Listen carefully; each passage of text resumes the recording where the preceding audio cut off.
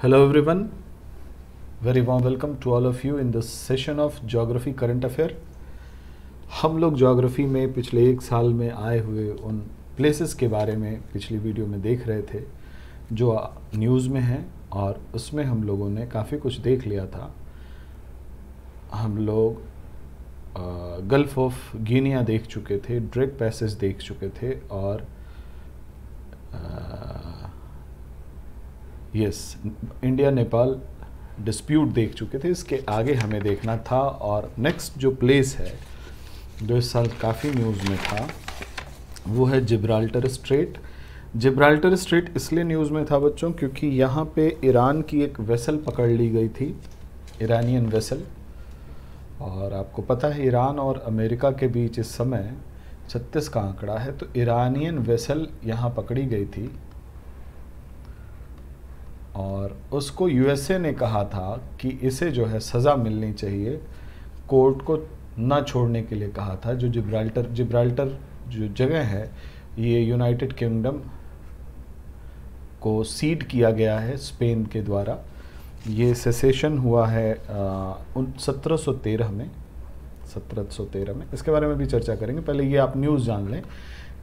Gibraltar court ने Iran की vessel को छोड़ दिया ये कहते हुए कि ये गलत है और फ्री ट्रेड के लिए ये अच्छा प्रेसिडेंस नहीं होगा। तो स्ट्रेट ऑफ जिब्राल्टर मेडिटेरेनियन सी को अटलांटिक ओशन से जोड़ता है, आप इसको देख सकते हैं। स्पेन का जो ये जिब्राल्टर ये जगह है जिसको यूनाइटेड किंगडम को सीड किया गया है, और ये ट्रीटी ऑफ यूट्रिच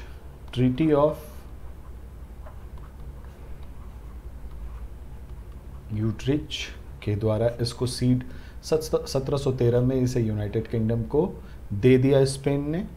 और यहाँ आप देख रहे होंगे ये पेनिनसुला जो मोरक्को का पार्ट है बच्चों, इस पे स्पेन का कब्जा है, या यूं कह लीजिए ये स्पेन की टेरिटरी है। तो स्ट्रेट ऑफ जिब्राल्टर दो इम्पॉर्टेंट चीज़ है, जिब्राल्टर स्वयं में जहाँ यूके की वो टेरिटरी है, और Ceuta is a place which is the territory of Spain. तो स्पेन के पास वाला स्पेन का नहीं है, मोरक्को के पास वाला स्पेन का है, ध्यान रखिएगा। ये मोरक्को है अफ्रीकन कंट्री, और ये स्ट्रेट ऑफ जिब्राल्टर है। यहाँ पे ये दुनिया के 50% ट्रेड जो है इस रूट से होते हैं। Trade off 50% in volume, just imagine 50% of trade volume यहाँ से होता है बच्चों। इसलिए स्ट्रेट ऑफ जिब्राल्टर बहुत इंपॉर्टेंट है। 3-4 चीज़ें ध्यान में रखनी है, न्यूज़ जिसलिए थी वो। दूसरी बात, Gibraltar UK, treaty of Utrecht याद रखिएगा। Ceuta Spain which is part of Morocco, but Ceuta is a part of Spain now. So Gibraltar court ने इसे छोड़ा, इसलिए ये आपको इस साल एग्जामिनेशन के लिए इम्पॉर्टेंट है बच्चों, जिब्राल्टर स्ट्रेट। नेक्स्ट इम्पॉर्टेंट जो आप देख रहे हैं सामने, इसमें सीरिया भी इम्पॉर्टेंट है और गोलन हाइट्स भी इम्पॉर्टेंट है। इज़राइल, लेबनान, सीरिया, जॉर्डन, ये जो पार्ट हैं ये अपने आप में काफ़ी इम्पॉर्टेंट होते हैं, और हर साल इससे संबंधित कोई ना कोई प्रश्न आपसे पूछे जाते हैं। तो आज की क्लास में इसको हम लोग थोड़ा सा डिटेल में देखेंगे। यहाँ आप देख रहे हैं बच्चों इज़राइल 1947-48 में इज़राइल को एक देश का दर्जा मिलता है। यहूदियों को बसाया जाता है 1947-48 में। एक बहुत बड़ी विभीषिका को इन्होंने झेला था और इन्हें इज़राइल में बसाया जाता है। एक कंट्री के रूप में इज़राइल का जन्म होता है बच्चों, ठीक है, थ्रू यूएन पार्टीशन प्लान। और यूएन पार्टीशन प्लान के तहत यहाँ पे फ़िलिस्तीन और इज़राइल के बीच में पार्टीशन होता है। फ़िलिस्तीन को गाजा स्ट्रिप और वेस्ट बैंक दे दिया जाता है। गाजा स्ट्रिप और वेस्ट बैंक, लोकेशन क्या है मैं अगले मैप में दिखाऊंगा। गाजा स्ट्रिप और वेस्ट बैंक फ़िलिस्तीन को दिया जाता है, ठीक है। और बाद में 48-49 में 1948-49 में एक वॉर होता है। उस वॉर में गाजा स्ट्रिप को इजिप्ट जीत लेता है। गाजा स्ट्रिप पे कब्जा इजिप्ट का हो जाता है। सिनाई पेनिनसुला का छोटा सा पार्ट है गाजा स्ट्रिप। और वेस्ट बैंक का कब्जा जॉर्डन के पास हो जाता है। ठीक है बच्चों, ये 1948-49 की बात है। ठीक है, इसके बाद इज़राइल काफ़ी ऑफेंसिव होता है इन चीज़ों के लिए। 1967 में फिर से इज़राइल को एक वॉर लड़ना पड़ता है जिसको 5 डेज़ वॉर कहा जाता है। इतिहास 6 डेज़ वॉर, 6 डेज़ वॉर के नाम से ये फेमस है। इसको अरब इज़राइल वॉर 1967, इसको जून वॉर भी कहते हैं। जून वॉर 5 जून से लेके 10 जून 11 जून के बीच में ये लड़ा गया था 1967 में। और इज़राइल ने आसपास के जो भी पड़ोसी थे उनको धूल चटाई थी। और इन 6 दिनों में गाजा स्ट्रिप, जो कि कब्जे में था इजिप्ट के,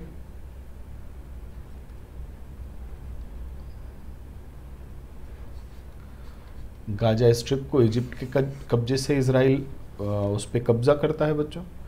और वेस्ट बैंक जॉर्डन के पास था, वेस्ट बैंक को लेता है जॉर्डन से। और सीरिया से गोलन हाइट्स को ले लेता है, गोलन हाइट। सो गोलन हाइट्स न्यूज़ में था, ये है वो गोलन हाइट्स जगह, आप देख लें। सी ऑफ गैलीली गोलन हाइट्स से पास में है।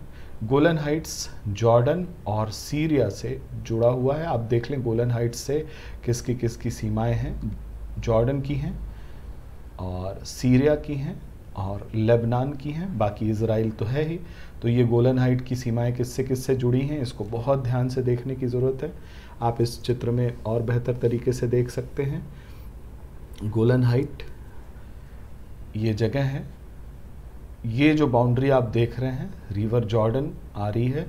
इस बाउंड्री को यूएन डिसएंगेजमेंट ऑब्जर्वर फोर्सेस जो थी उसको ये पार्ट जो है उन्हें दिया गया है।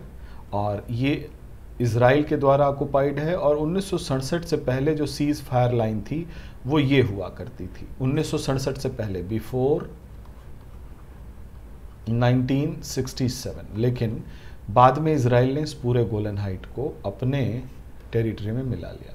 तो अब देखें, गोलन हाइट से लेबनान की सीमा जुड़ रही है, सीरिया की जुड़ रही है और जॉर्डन की सीमा जुड़ रही है। तो ये 3 देश हैं जिनकी सीमा जुड़ रही है, लेबनान, सीरिया, जॉर्डन। ध्यान दीजिएगा, इसमें ऐसा पूछ सकता है कि इजिप्ट की सीमा या किसी और देश की सीमा जुड़ रही है कि नहीं, इस तरह के क्वेश्चन आ सकते हैं। सी ऑफ गैलीली आप देख लें, रिवर जॉर्डन आपको देखना चाहिए। ठीक है बच्चों। और माउंट हर्मोन, ये 4-5 चीज़ें आपको ध्यान में रखनी होंगी जो कि गोलन हाइट से संबंधित है।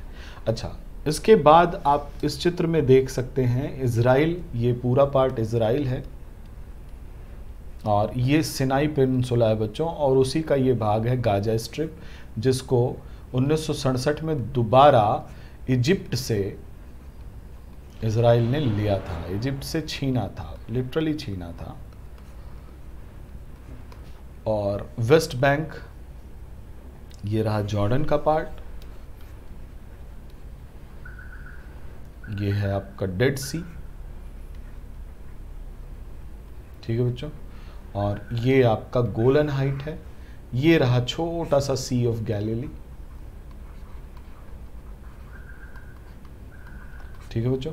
और ये गोलन हाइट, गोलन हाइट किसका पार्ट है, ध्यान रखिएगा, सीरिया का, वेस्ट बैंक जॉर्डन का और गाजा स्ट्रिप इजिप्ट का। इसको इज़राइल ने 1967 के वॉर में अपने में मिला लिया था। ठीक है। तो ये तीनों टेरिटरी ध्यान में रखिएगा और इज़राइल को ध्यान में रखिएगा। इसको थोड़ा और इस चित्र में आप देख सकते हैं, ये है सिनाई पेनिनसुला। 1967 की ये पोजीशन होती है 6 डे वॉर के बाद। ये इजिप्ट है बच्चों। ये आप यहाँ जो डेल्टा देख रहे हैं ये नाइल का डेल्टा है नाइल डेल्टा। उसके बाद ये जो पोर्शन है छोटा सा, यही है गाजा स्ट्रिप, जो अब इज़राइल का पार्ट है। ये वेस्ट बैंक है, डेड सी इसको कहते हैं। अब डेड सी से किसके किसके बॉर्डर मिलते हैं ये आप देख लीजिएगा। उसके बाद गोलन हाइट्स है, गोलन हाइट्स लेबनान, सीरिया और जॉर्डन, ये तीनों देश मिलते हैं, प्लस इज़राइल। तो इसको ज़रा आप बहुत ध्यान से यहाँ देख लीजिएगा, और इससे संबंधित जो भी हैं वो मैंने आपको बता दिया। ये रहा सऊदी अरेबिया। सऊदी अरेबिया की बाउंड्री नहीं मिलती इज़राइल से, इसका ध्यान रखिएगा। सऊदी अरेबिया और इज़राइल के बीच में जॉर्डन है। सऊदी अरेबिया इस वॉर में बीच में लगा हुआ था। इज़राइल अरब वार इसे इसीलिए कहते हैं, बैकिंग थी, लेकिन इज़राइल ने इस पूरे क्षेत्र पे कब्जा कर लिया। ठीक है, बाकी सिनाई पेनिनसुला को जीत के इसने छोड़ दिया। गाजा स्ट्रिप पे आज भी कब्जा है। इसके बाद अगला जो देश है बच्चों वो है सीरिया। सीरिया में काफ़ी टर्मोइल्स थे, आप सभी उस टर्मोइल पे नज़र रखे होंगे। तो एक चीज़ आपको देखनी है कि सीरिया से किसकी किसकी सीमा मिलती जुलती है।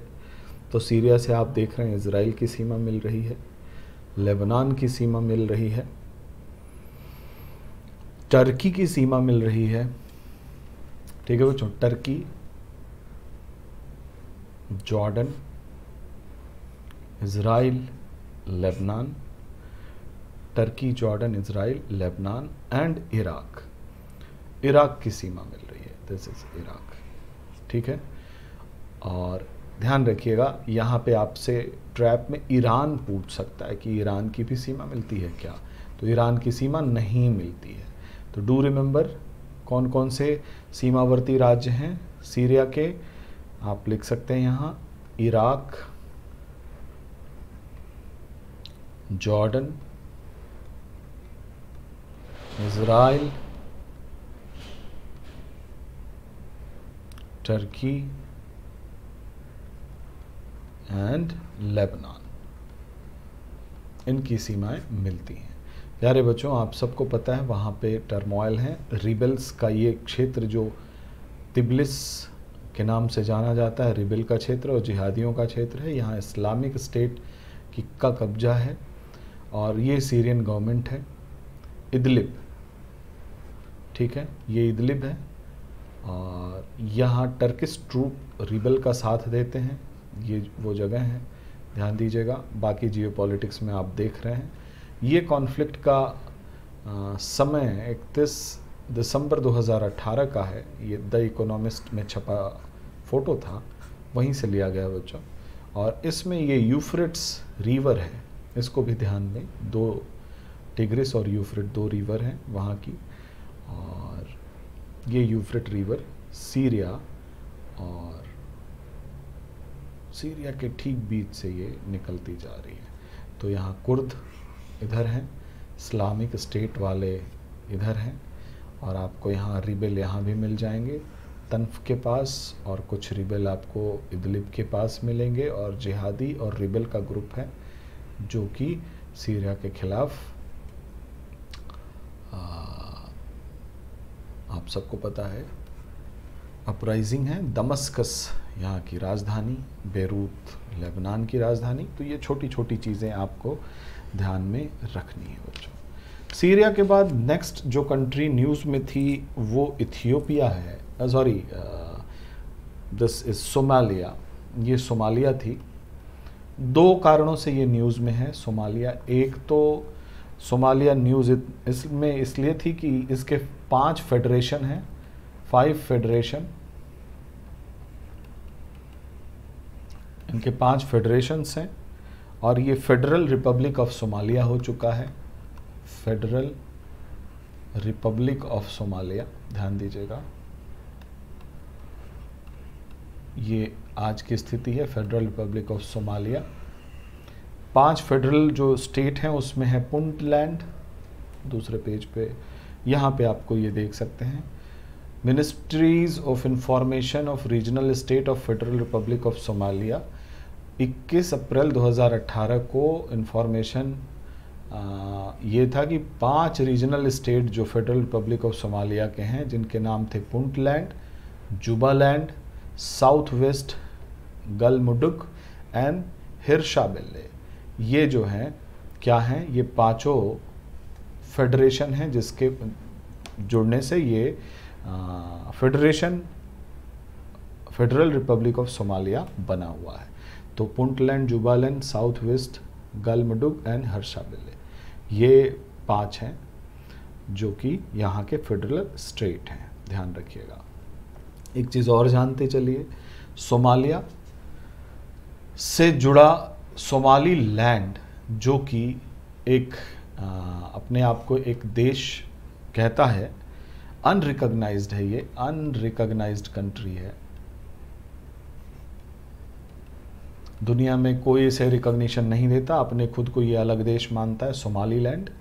तो ये भी सोमालिया से जुड़ा हुआ है, ध्यान रखिएगा। इथियोपिया का जो हॉर्न है, हॉर्न ऑफ आप अफ्रीका कहते हैं, जिसमें इरिट्रिया, इथियोपिया, सोमालिया और जिबोती को कहते हैं, ये सारे कंट्री जो हैं अफ्रीकन हॉर्न कहलाती हैं। और बहुत प्रिसाइजली देखा जाए तो इथियोपिया सोमालिया को एग्जैक्ट हॉर्न कहते हैं, जो हॉर्न ऑफ अफ्रीका है। तो ये सारी Eritrea, Ethiopia, Kenya, Somalia, Djibouti, ये सारे देश मिल करके इथियोपिया के हॉर्न बनाते हैं, अफ्रीका के हॉर्न बनाते हैं। आपको 2-3 चीज़ें याद रखनी है कि 5 फेडरल स्टेट कौन कौन से हैं, क्या पता यहाँ पूछ दे 5 फेडरल स्टेट्स। तो एक बार फिर से देख लें, 5 federal state, Puntland, Jubaland, South West Somalia, Galmudug and Hirshabelle, ये 5 हैं जो कि फेडरेशन हैं, और इन फेडरेशंस को मिला करके फेडरल रिपब्लिक ऑफ सोमालिया बना है। So this is important. And one more news is important, ये बोगनविले एक नया देश के रूप में इसे रिकॉग्निशन मिला है। बोगनविले साउथ पैसिफिक ओशन में, आप देख रहे हैं ये Papua New Guinea, Solomon island के पास एक छोटा सा आइलैंड है जिसको पहले ऑटोनॉमस रीजन ऑफ बोगनविले कहा जाता था, अब ये एक कंट्री के रूप में रिकॉग्नाइज है। So new country, southern Pacific ocean की न्यू कंट्री है ये बोगनविले, ठीक है। बोगनविले, बुका आइलैंड और बोगनविले आइलैंड दोनों को मिला करके ये बना है autonomous region of bougainvillea. Now it is a country, और आप देख रहे हैं ये साउथ पैसिफिक ओशन में है, south Pacific ocean. So it is a new country bougainvillea, do remember this, south Pacific ocean, याद रखिएगा। Solomon island, Papua New Guinea, Vanuatu, new Caledonia, यहीं पे आपको तोंगा, किरिबाती, ढेर सारी कंट्री हैं पॉलिनेशिया के जिसको आपको जानना ज़रूरी है। उसी में से एक आइलैंड है ये, जिसमें 2 आइलैंड है, बुका आइलैंड और बोगनविले आइलैंड, दोनों को मिला के बोगनविले नए देश के रूप में ये उभरा है। तो इसको आप ध्यान रखेंगे, आपके करंट अफेयर में ये न्यूज़ थी।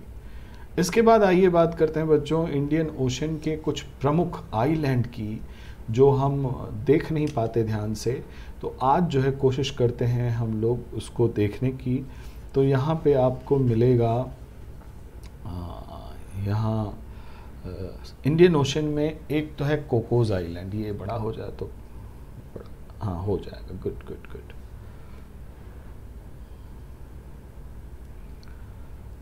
कहाँ चला गया, ये है, दिस वन इज,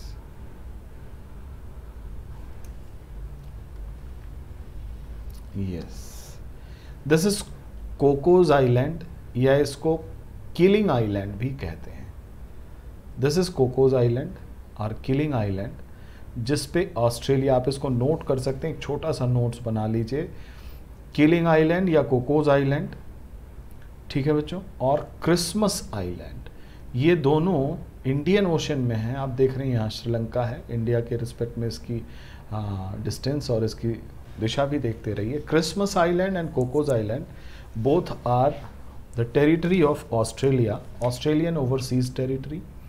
इसके बाद हम लोग आते हैं यहाँ ब्रिटिश ओशन टेरिटरी में, और ब्रिटिश ओशन टेरिटरी में जो सदर्न आइलैंड है वो दिएगो गार्सिया है, और दिएगो गार्सिया में इस समय यूके और यूएसए का एक बहुत बड़ा बेस है बच्चों, military base of United Kingdom and United States of America.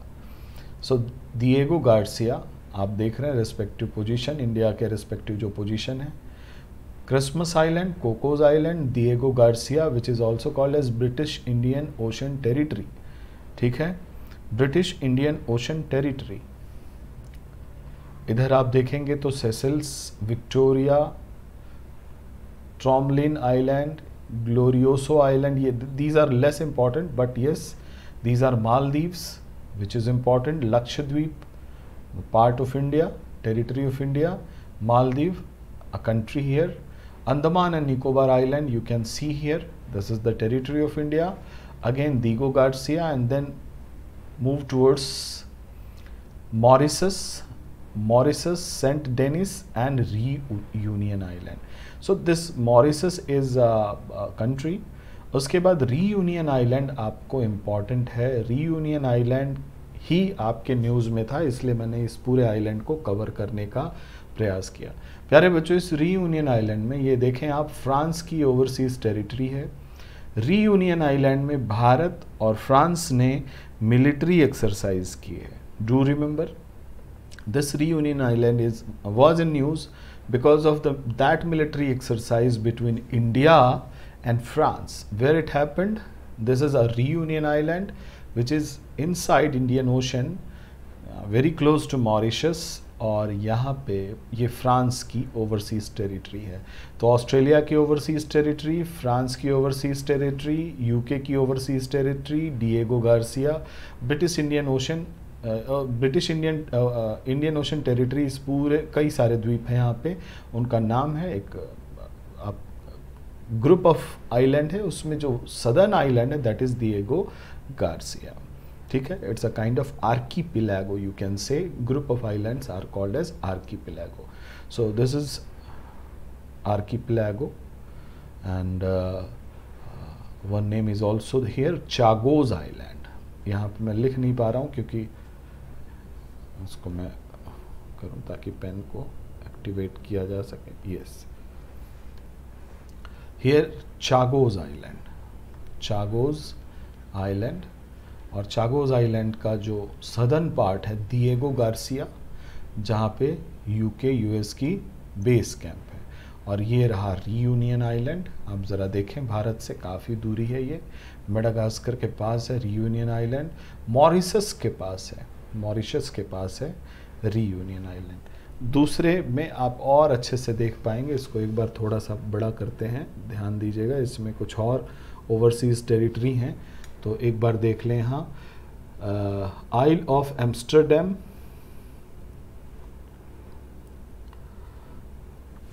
ये बड़े हो जाओ भाई, हाँ ये रहा,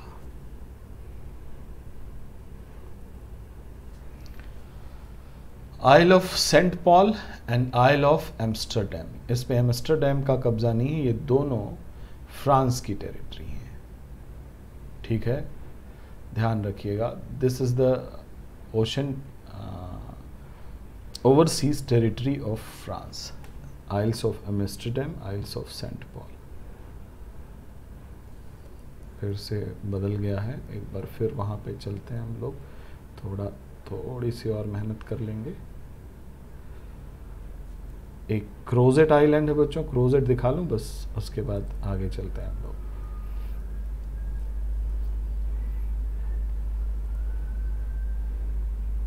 यस,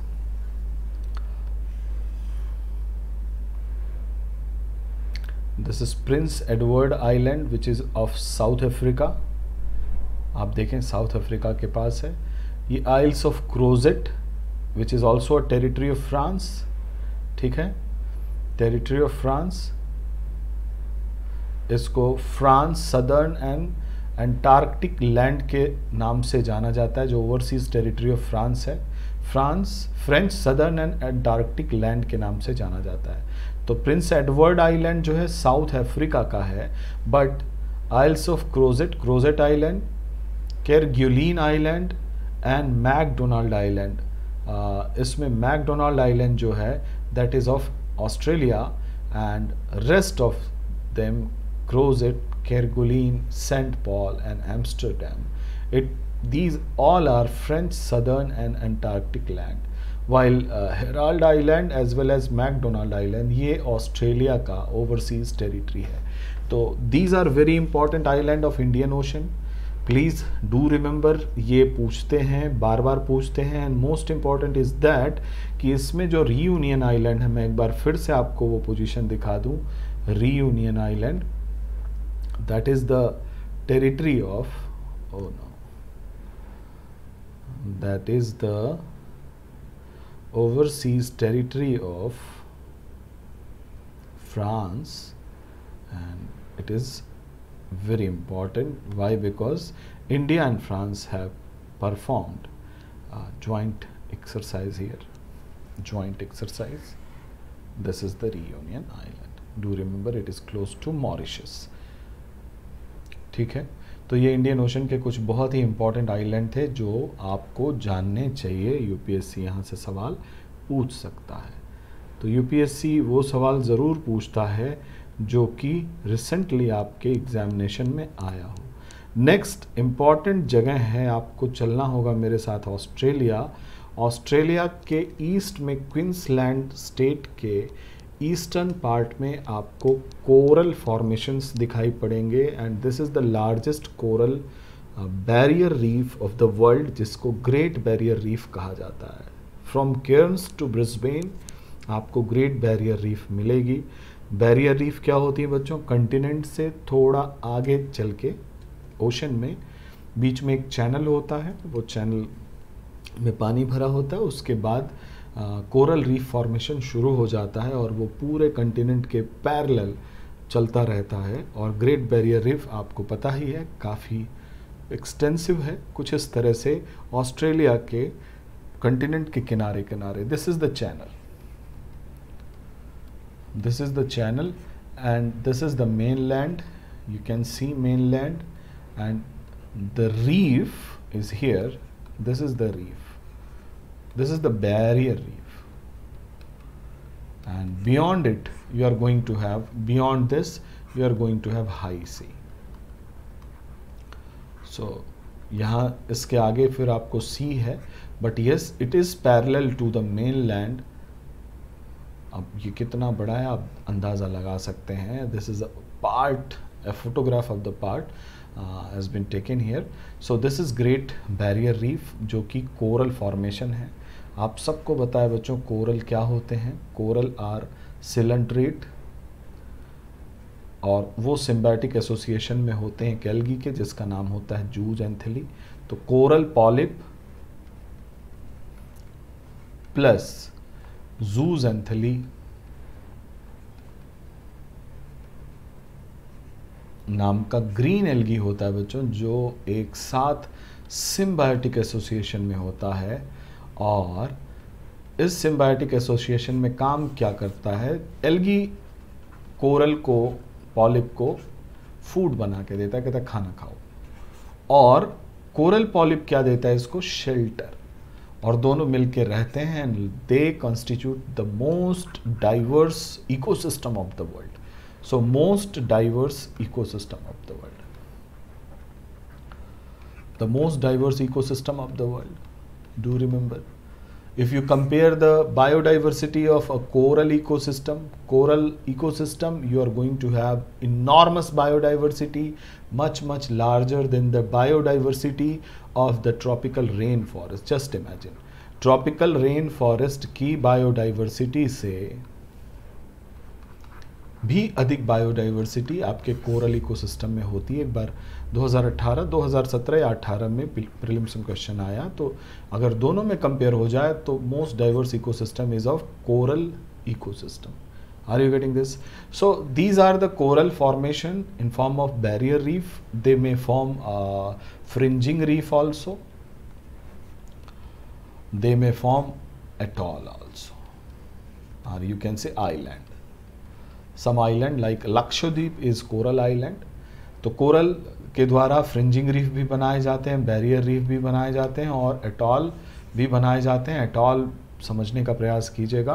कोरल जो आइलैंड होते हैं वो बीच में, समंदर के बीच में कहीं जहाँ कोरल को सबस्ट्रेटम मिल गया, प्रॉपर टेम्परेचर कंडीशन मिल गई, वहाँ पे ये बढ़ते चले आते हैं और ओशन सरफेस के ऊपर तक बढ़ जाते हैं। They are called as coral island. Okay, coral island. आपने बैरियर रीफ देख ही लिया, मेनलैंड है, मेनलैंड के बीच में एक चैनल छूट जाएगा, उस चैनल में पानी भर जाएगा और मेनलैंड के समानांतर ही यहाँ बैरियर रीफ बन जाएंगे। This is what, this is called as barrier reef, coral barrier reef. This is mainland, what we can see here, it's a water channel जहाँ पे हम लोग सब कुछ बना रहे हैं। this is water channel and then there will be a wall of the reef and hence it is called as barrier reef. This wall is in between the high sea as well as this water channel, and this water channel is sandwiched between the mainland and the barrier reef. Are you getting this? So coral island, barrier reef. When these coral islands are present in form of horseshoe structure and in numerous number, and they are, you can say they are surrounding water which is called as lagoon. Mostly they are horseshoe shape, और इनमें एक channel होता है जो ocean से जुड़ा होता है, बीच में लगून होता है बच्चों। इन्हें हम कहते हैं एटॉल, यानी कोरल द्वीप समूह को एटॉल कहा जाता है। ज़्यादातर ये एटॉल जो है घोड़े के जो शूज़ होते हैं, मतलब शू कहाँ पहनता है, मतलब उसमें जो लोहे की वो लगी रहती है घोड़ों के पैरों में, उसके जैसा ये लगभग यू सी शेप कह लीजिए, कुछ इस तरह से सारे एटॉल ऐसे ही उसके चारों तरफ सराउंडेड रहते हैं। This is atoll, this is barrier reef, and then one more thing is that fringing reef. Fringing reef में से for example this is land area, और फ्रिंजिंग रीफ शुरू होता है लैंड से और बहुत तेज़ी से ये ओशन की तरफ जब आता है बच्चों, यहाँ पे लैंड के पास बहुत शैलो वाटर होता है, और ये लैंड से, जैसे यहाँ पे आप देख रहे हो बीच में चैनल है, वहाँ ऐसा नहीं होता, ये लैंड से शुरू होता है और आगे तक आता है बच्चों हाई सी में, और अचानक से यहाँ पे हाइट जो है बढ़ जाती है, गहराई बढ़ जाती है, डेप्थ बढ़ जाती है। इसको कहते हैं फ्रिंजिंग रीफ। Fringing reef. तो ये रीफ की कुछ टाइप थी। अब समस्या क्या, क्यों ये अभी न्यूज़ में इसलिए आया था, ये न्यूज़ में आया था कोरल ब्लीचिंग के कारण। तो थोड़ा कोरल ब्लीचिंग को भी आप ध्यान दे दीजिए। कोरल ब्लीचिंग क्या होता है प्यारे बच्चों, इसमें जो पार्टनर है, एल्गल पार्टनर जूज़ैंथेली, वो बहुत ही सेंसिटिव होता है। It is too sensitive towards change in climate, towards change in climate. They have a very narrow range of tolerance in temperature. तापमान इनको 21 डिग्री सेंटीग्रेड से 24 डिग्री सेंटीग्रेड के बीच का चाहिए। इससे कम हुआ तो बवाल, इससे ज़्यादा हुआ तो भी बवाल होगा क्या, ये मर जाएंगे। और इनके मरते ही जो colourful beautiful colours are there, आप कभी पिक्चर वगैरह देखिएगा, कलरफुल होते हैं ये, इतने सुंदर कलर होते हैं। दीज कलर बिकम कलरलेस, और इसे कलरलेस होने की प्रक्रिया को कोरल ब्लीचिंग कहते हैं, जो कि ग्लोबल क्लाइमेट चेंज के कारण बहुत तेज़ी से हो रही है। This global climate change have resulted a lot of coral bleaching. Why? Because of the average temperature is increasing, and slight change in average temperature, you can say this is the range, you can say, and below this and above this is going to be lethal for zooxanthellae. Any kind of turbidity in water, turbidity होते ही ये clogged हो जाता है इसके coral polyp का मुंह, और ये जूज़ैंथेली मर जाता है। ठीक है बच्चों। अगर वहाँ पोल्यूशन हो गया, इवन पोल्यूशन के बाद भी कोरल डेथ हो जाती हैं। वहाँ पे ट्रांसपोर्टेशन हो, टूरिज़्म हो, excess of anything is bad, transport हो, टूरिज़्म हो, इसके कारण जो मलाफाइड इसके इफ़ेक्ट होते हैं वो अल्टीमेटली पोल्यूशन के रूप में होते हैं या टर्बिडिटी ऑफ वाटर के रूप में होते हैं, जिससे कोरल ब्लीचिंग होती है। या फिर कोई डिज़ीज़ हो, उसमें फंगल डिज़ीज़ हो सकती है जो कोरल पॉलिप को हो, फंगल डिजीज़ के कारण कोरल ब्लीचिंग होती है। तो these are the possible factor responsible for coral bleaching. और अभी फ़िलहाल जो न्यूज़ था इसका, उसका यही न्यूज़ था कि ये जो कोरल डेथ है ऑस्ट्रेलिया के ग्रेट बैरियर रीफ में, वो तेज़ी से हो रही है। इसमें जो सबसे ज़्यादा डेथ रिपोर्ट की गई है वो पोर्ट डगलस के आसपास रिपोर्ट की गई है। फॉर नॉर्थ जो बैरियर रीफ आपको शुरू हुआ है केरन्स के पास, वहाँ पे सबसे अधिक कोरल डेथ हुआ है। वो है लगभग 67% dead on an average reef range between 47 and 83% dead. ये रेंज है 67 एवरेज रेंज है। इस जोन में आपको खूब कोरल ब्लीचिंग हुई है, ठीक है। उसके बाद आपको ये पोर्ट डगलस के आसपास का एरिया, केयर्न्स के आसपास के एरिया में, फार नॉर्थ आप 26% डेथ आप ऑफ शोर देख रहे हैं। ये मतलब शोर के पास है, वहाँ डेथ ज़्यादा हुई है। और आप समझ भी रहे होंगे कि ये डेथ क्यों हुई होगी, because of industrialisation and pollution. This close to the coastal area you are going to have more coral death. जो थोड़ा दूर है वहाँ पे अपेक्षाकृत कम कोरल की डेथ हुई है। आप भी कारण समझ रहे होंगे।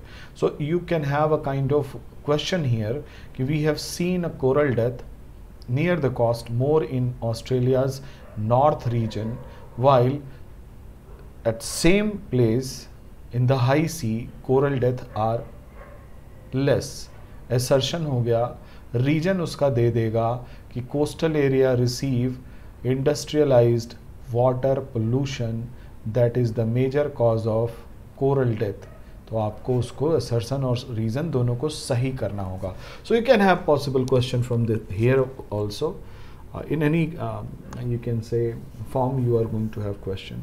तो 26% death on an average offshore और on shore average 67% death हुआ है कोरल रीफ का। सेंट्रल जोन में ऑन एन एवरेज देखा गया है तो 6% कोरल ब्लीचिंग हुई है। डेथ का मतलब है बच्चों coral bleaching, okay. And southern zone still it is in good condition and 1% death you can have। So this is good news for southern Brisbane country you can say citizens कि यहाँ पे इतनी दिक्कत नहीं है। but yes northern area में चूँकि it is close to what you can say equator, so you are going to have rise in temperature, average rise in temperature is more, and then industrial waste। Are you getting? These are the responsible you can say most responsible thing जो यहाँ पे coral death का कारण बना है। So do remember great barrier reef. और coral bleaching के लिए 2 ऐसे साल आप ध्यान में रखेंगे, आप जनरल क्लास में पढ़ते भी हैं, 1998 मोस्ट वार्मर ईयर और 2002। ये 2 ऐसे साल थे जिसमें एल नीनो का भी चक्कर खूब था और उस साल जो है समुद्र का टेम्परेचर बढ़ा हुआ था। और इस साल में सबसे अधिक कोरल पूरी दुनिया भर में ब्लीचिंग हुई है, डीकलराइज हुए हैं। So do remember these and this is great barrier reef Australia Queensland. बाकी मैंने कोरल के जो भी पार्ट थे वो मैंने आपको बता दिए। नेक्स्ट है बच्चों ताल वोल्केनो जो फिलीपाइंस में मनीला के पास है। अभी कुछ दिन पहले इसमें एक इरप्शन हुआ था। एक कंपोजिट या कॉम्प्लेक्स वॉल्केनो है लूजन आइलैंड पे। ये लूजन आइलैंड है, लूजन आइलैंड याद रखना, मनीला के पास है, फिलीपाइन से ये पूरे लूजन आइलैंड पे ताल वॉल्केनो है। और ये कॉम्प्लेक्स या कंपोजिट वॉल्केनो है, कंपोजिट और complex volcano. What is composite और कॉम्प्लेक्स वॉल्केनो? ध्यान दीजिएगा, ये है सिंगल वॉल्केनो, एक उसका वेंट है और ये बनाया कोन, ठीक है। अब मान लो इसको कॉम्प्लेक्स वॉल्केनो बनाना है, यहाँ से एक रास्ता और बना लिया इसने और यहाँ से इरप्शन हो गया। so there will be one cone more, one cone will be there. यहाँ भी एक इरप्शन हो गया तो यहाँ भी एक कोन बन गया, एक इरप्शन इधर भी हो गया तो यहाँ भी एक कोन बन गया. So you are going to have a main cone and then there are several parasite cone. Are you getting this? Several parasite cone is going to constitute this entire volcano system as a complex or composite volcano. So Taal volcano is a kind of complex volcano. That means यहाँ पे जो activity हो रही है, volcanic activity, वो खतरनाक है और अभी रिसेंटली पब्लिक थ्रेट के रूप में, वहाँ की पब्लिक के लिए ये थ्रेट के रूप में उभरा है और आपके न्यूज़ में था. तो ताल वोल्केनो आप ध्यान रखेंगे. ताल वोल्केनो बहुत इम्पॉर्टेंट है. इस साल इसका इरप्शन हुआ है, न्यूज़ में इसलिए था कि it is a public threat. लूजन island, Manila और यहीं आसपास 2-3 और वोल्केनो हैं, उसको भी आप देख लीजिएगा. ठीक है, आगे बात करते हैं. कंबोडिया में भी एक आइलैंड अभी वो हुआ है, आई थिंक सिनेबम आइलैंड, कुछ ऐसा कुछ नाम है, आप उसको एक बार ज़रूर देख लीजिएगा. ये है कुलशेखरपट्टनम बच्चों. कुलशेखरपट्टनम थूथुकोडी डिस्ट्रिक्ट है. थूथुकोडी डिस्ट्रिक्ट कुलशेखरपट्टनम, जहाँ पे इसरो की new launch pad, new rocket launching station बन रहा है. New rocket launching station, this is Kulasekarapattinam. और कुलशेखरपट्टनम को एंशिएंट इंडिया से जोड़ के पूछ सकता है, क्योंकि कुलशेखरपट्टनम पांड्या डायनेस्टी, आपने पढ़ा होगा पांड्या जब आया तो पांड्या का कंटेम्प्रोरी पढ़ लीजिएगा. पांड्या डायनेस्टी का ये पोर्ट सिटी था बच्चों. Port city Kulasekarapattinam was a port city of Pandya dynasty. New launch pad for ISRO. Thoothukudi is a district जिसमें कुलशेखरपट्टनम है. ठीक है, यहाँ पे बनाने की बात चल रही है. बनेगा, बनाने की बात क्या, हमारा जो लॉन्चिंग स्टेशन है, हमारे चूँकि स्पेस रिसर्च में हम बहुत तेज़ी से बढ़ रहे हैं और हमें दुनिया भर से सैटेलाइट्स मिल रहे हैं लॉन्च करने के लिए, तो we require some small launch vehicles और हमें एक नई साइट भी चाहिए ताकि हम व्हीकल लॉन्च कर सकें, खूब सारे लॉन्चिंग हो सकें. तो आपको मैंने स्पेस रिसर्च में याद होगा, मैंने न्यू स्पेस इंडिया लिमिटेड के बारे में बताया है. New Space India Limited is also news. Thoothukudi भी बताया था वहाँ. कुलशेखरपट्टनम ध्यान रखिएगा, जोग्राफिकली इसमें ये पांड्या डायनेस्टी का पोर्ट सिटी है. यहीं से, चूँकि आपको पता है पांड्या डायनेस्टी की जो नेवी थी कितनी ज़बरदस्त थी और कहाँ तक पूरा इनका क्षेत्र था, अपने नेवी के दम पे ये कहाँ तक पहुँचे हुए थे. तो ये रखिएगा ध्यान, कुलशेखरपट्टनम. और कुलशेखरपट्टनम जब ध्यान में रखेंगे तो यहाँ पे आपको राम सेतु है, राम सेतु, गल्फ ऑफ मन्नार, इसको ध्यान में रखिएगा. राम सेतु, पाक बे, बिल्कुल याद रखिएगा यहाँ पे आसपास की चीज़ें, पाक बे और गल्फ ऑफ मन्नार, दोनों को ये अलग करता है राम सेतु. और अगर देखा जाए तो पंबान आइलैंड है, दिस इज पंबान, जहाँ जिस पे रामेश्वरम है, पंबान आइलैंड को जोड़ता है मन्नार आइलैंड से. ये है मन्नार, मन्नार जगह है श्रीलंका में. सो राम सेतु पंबान आइलैंड को मन्नार से जोड़ता है, ध्यान रखिएगा. और कुलशेखरपट्टनम हमारा सेकंड रॉकेट लॉन्चिंग स्टेशन बनने जा रहा है और पोर्ट सिटी है पांड्या डायनेस्टी. पांड्या के कंटेम्प्रोरी देख लीजिएगा, पांड्या की नेवी के बारे में थोड़ा सा पढ़ के जाइएगा. आप पढ़ते ही हैं, थोड़ा उस पर और इम्फेसिस कर लीजिएगा, क्या पता सवाल वहाँ से एंशिएंट इंडिया को ध्यान में रख के पढ़ दे. एक और पोर्ट सिटी की बात कर लेते हैं बच्चों, ये है लोथल.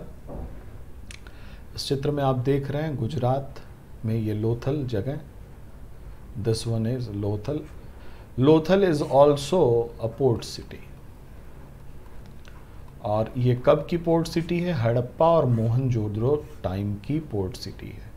ठीक है बच्चों. और यहाँ पे बन रहा है नेशनल मेरीटाइम हेरिटेज म्यूजियम, इसीलिए ये न्यूज़ में थी. Why it was in news? क्योंकि यहाँ पे एक म्यूजियम बन रहा है, नेशनल मेरीटाइम हेरिटेज म्यूजियम।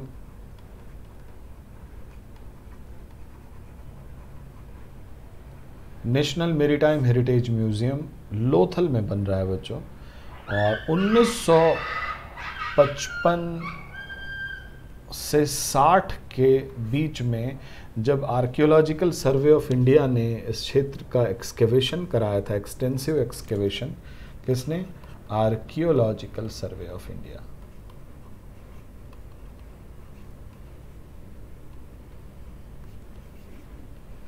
तो लोथल को एक डॉक स्टेशन, डॉक यार्ड के रूप में, यहां एक डॉक यार्ड मिला था, एक डॉक यार्ड के रूप में इसको तमगा हासिल है oldest dockyard of the world होने का। Oldest, just imagine, oldest dockyard of the world. कितना ओल्ड ये भी जान लो, लगभग 4250 साल पुराना। जस्ट इमेजिन, 4250 साल पुराना डॉकयार्ड लोथल है। आर्कियोलॉजिकल सर्वे ऑफ इंडिया ने 1950 से 60 के बीच एक्सकेवेशन में ये बात प्रूव की कि Lothal was the first city, first port city of human civilisation, of human civilization, first port city of human civilization, and it is situated in Gujarat, Harappa, in Gujarat, and it was contemporary to Indus Valley civilization। ठीक है, तो ये आप ध्यान रखेंगे, port city. और क्यों अभी न्यूज़ में था, नेशनल मेरीटाइम हेरिटेज म्यूजियम बन रहा है, 4250 साल पुराना ये हमारा पोर्ट सिटी है, और ये प्रूव्ड है, इसलिए इसमें कोई संशय की बात नहीं है बच्चों।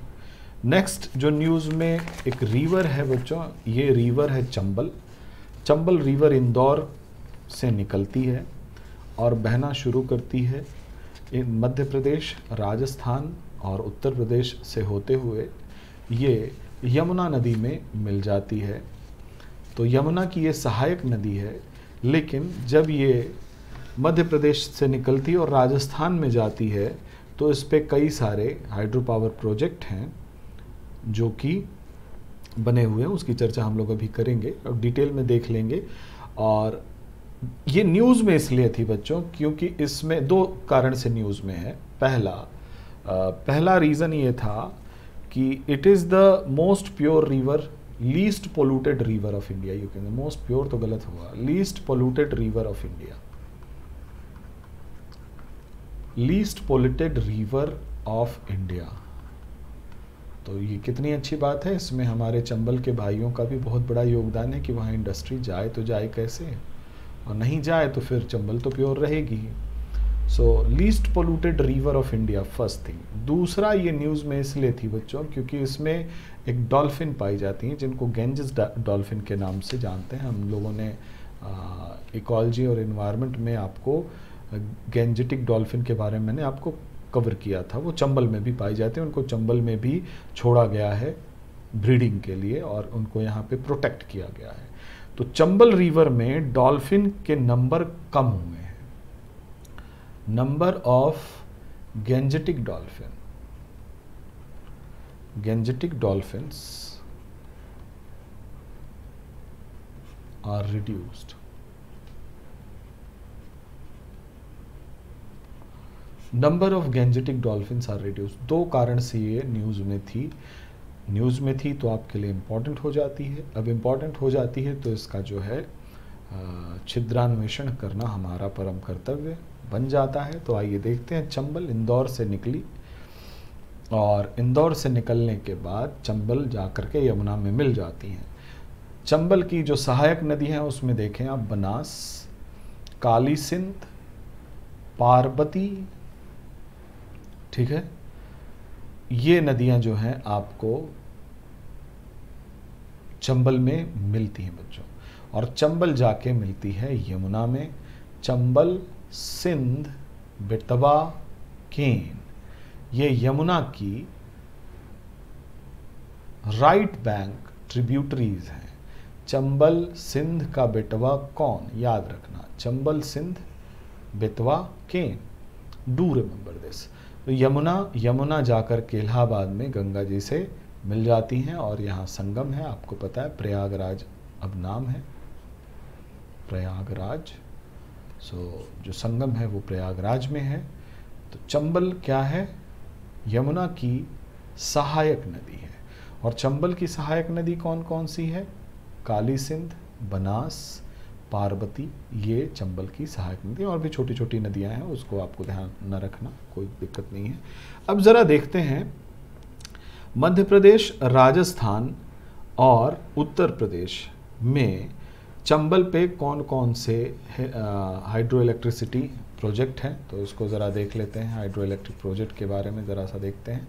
तो यहाँ पे गांधी सागर है बच्चों, गांधी सागर, राणा प्रताप सागर डैम, फिर उसके बाद जवाहर सागर डैम और उसके बाद Kota barrage.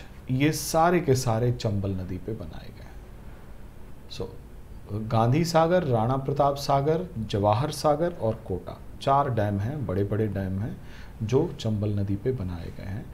Do remember, Chambal नदी को आप क्यों याद रखेंगे, बनास, काली सिंध, पार्वती सहायक नदियों के साथ ये मिलती हैं यमुना में, यमुना की सहायक नदी हैं।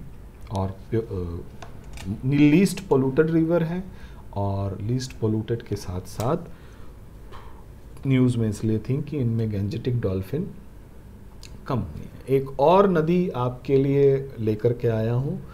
जी हाँ, बिल्कुल, आप ब्रह्मपुत्र देख तो रहे हैं, लेकिन ब्रह्मपुत्र न्यूज़ में नहीं थी। ब्रह्मपुत्र की एक सहायक नदी है बच्चों, लेफ्ट बैंक ट्रिब्यूटरी है, बूढ़ी दिहिंग। ये देख लीजिए, बूढ़ी दिहिंग यहाँ अरुणाचल प्रदेश से निकल रही हैं। और पटकाई हिल, यहीं पे है पटकाई हिल,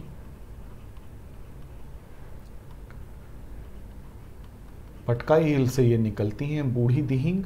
और डिब्रूगढ़ सैखोवा, यहीं पे एक बायोस्फीयर रिजर्व भी है, इसके पास से ये बहती हुई जा कर के ब्रह्मपुत्र में मिल जाती हैं।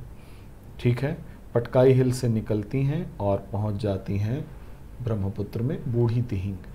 क्यों फेमस थी, न्यूज़ में इसलिए आई बच्चों, 2 कारणों से न्यूज़ में है। एक तो डायरेक्ट कारण है, वो ये है कि यहाँ ऑयल इंडिया लिमिटेड का एक प्लांट था जिसमें लीकेज हो गया।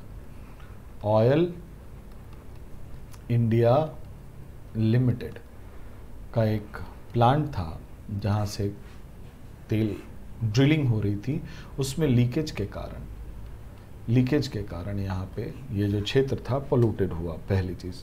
इसके पोल्यूशन के कारण, यही मैंने आपको बताया, डिब्रू सैखोवा बायोस्फीयर रिजर्व है, डिब्रू सैखोवा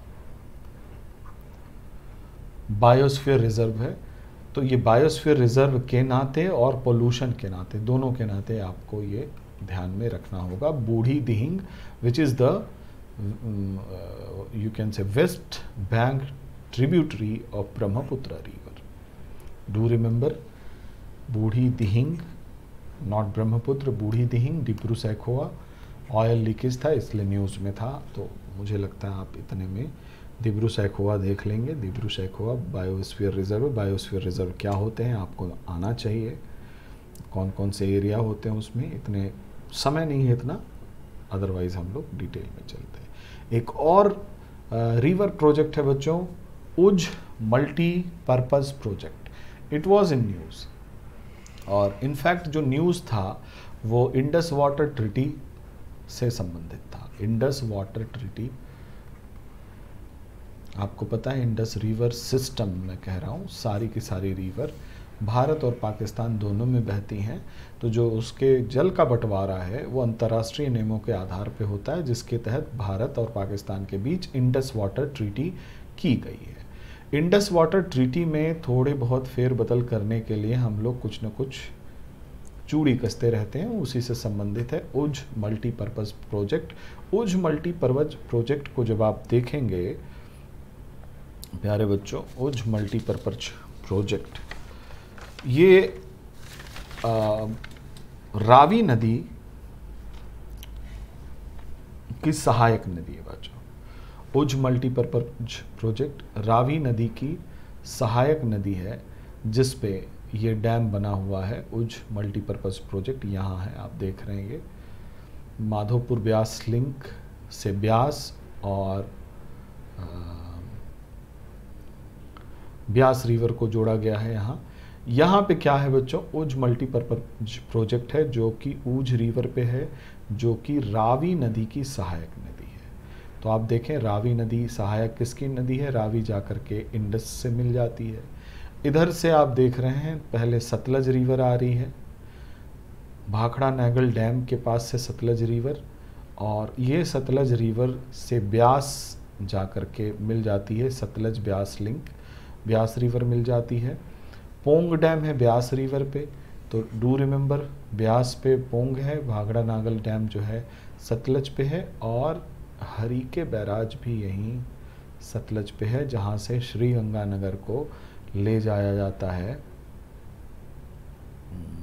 दिख नहीं रहा है यहाँ पे, लग रहा है श्री गंगानगर को इंदिरा गांधी कैनाल जाती है। एनीवे छोड़िए इसको, आपको ऊझ रिवर को ध्यान में रखना है, ऊझ मल्टीपर्पज़ प्रोजेक्ट को। ऊझ मल्टीपर्पज़ प्रोजेक्ट इम्पॉर्टेंट है, तो देख लीजिए स्थिति क्या है। इंडस एक बार आप देख लीजिएगा, इंडस रिवर सिस्टम ज़रूर पढ़ के जाइएगा। इंडस रिवर सिस्टम में आप अगर देखना शुरू करेंगे तो सतलज, ब्यास, रावी, चेनाब, झेलम, इंडस, ये साउथ से नॉर्थ की ओर जब चलेंगे तो इसी क्रम में ये नदियां हैं, और इंडस रिवर के ये कैचमेंट एरिया या बेसिन एरिया को व्यक्त करते हैं। भारत में कम है, पाकिस्तान में ज़्यादा है। ठीक है बच्चों, तो Ujh river project is new for you. तो ये कुछ बातें थी जो आपसे शेयर करनी थी, कुछ न्यूज़ थे जो आप ध्यान रखेंगे। These are the places in news. और ज्योग्राफी में और भी बहुत कुछ है आपके लिए, तो अगली क्लास में हम लोग मिलते हैं। आज के लिए बस इतना ही। Thank you for